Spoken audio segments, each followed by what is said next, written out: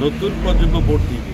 আর নতুন প্রজন্মের তথ্য প্রযুক্তির কারণে বিশ্বের কখন কোথায় কি হচ্ছে, কার চারিত্রিক গুণাবলী কি, কার আমলে কি ঘটেছে, কে কীরকম শাসন করবে, এটা আমাদের ইয়াং জেনারেশন খুব ভালোভাবে ওয়াকেফ হয়। Number one. নাম্বার টু হলো, আগে যে নির্বাচন ছিল দলীয় সরকার বলেন, তত্ত্বাবধায়ক বলেন, বাট এবারে যে সরকার আছে এই সরকারের প্রেক্ষাপটটা সম্পূর্ণ আলাদা।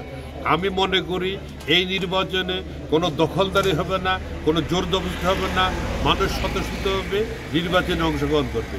এবং যেই কারণে 5ই আগস্ট সৃষ্টি হয়েছে, যেই 5ই আগস্টের চেতনা, জুলাই 36 যে সনদ, এই সনদের আলোয় কিন্তু নির্বাচন হতে যাচ্ছে এবার।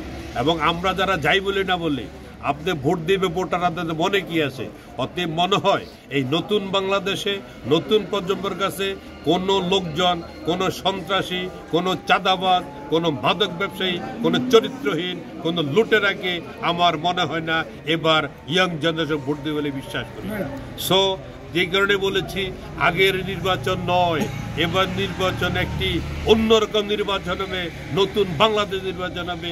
অতএব যারা প্রার্থী হবেন, যারা প্রার্থী হয়েছেন, সবাইকে সতর্কভাবে কথা বলা, তাদের আচরণ ঠিক করা, মানুষের সাথে ব্যবহার করা, কর্মীদের সাথে ব্যবহার করা, নেতাগুলোদের ব্যবহার করা, অনেক সংযত করতে হবে। জনগণের হওয়ার কোনো সুযোগ বাংলাদেশে আর আসবে না।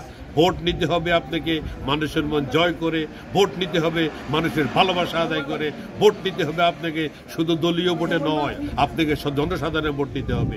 জনসাধারণের ভোট নিতে হলে জনসাধারণের কাছে যান, জনসাধারণের সুবিধার্থে কাজ করেন, এলাকাকে সৌন্দর্য করেন, মাদক মুক্ত করেন, সন্ত্রাস মুক্ত করেন, দখলদার মুক্ত করেন, নিজের চরিত্র সংশোধন করেন, তাহলেই এবার নির্বাচনে জয়ী হওয়ার সম্ভাবনা আসবে। আমি যেটা বলছি, লাকসা মদনগঞ্জে অনেক কিছু আপনারা দেখেছেন, আরও অনেক কিছু দেখবেন। হয়তো মানুষ সবাই হয়তো ওই অসত্যের বিরুদ্ধে, অন্যায়ের বিরুদ্ধে সবাই ঐক্যবদ্ধ হয়ে যাবে।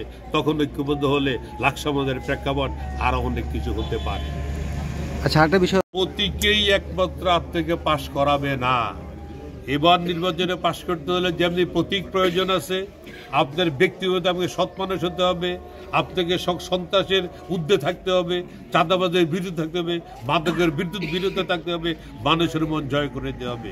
অতএব আমরা যারা প্রতীক তৈরি মনে করি যে আমরা নির্বাচিত হয়ে গেছি, এটা আমরা প্রকাশ সঙ্গে বাস করি, শুধু প্রতীকেই আপনাকে এবার পাশ করার কোনো সুযোগ নাই, যেহেতু নির্বাচনটা হচ্ছে এবার অন্য প্রেক্ষাপটে।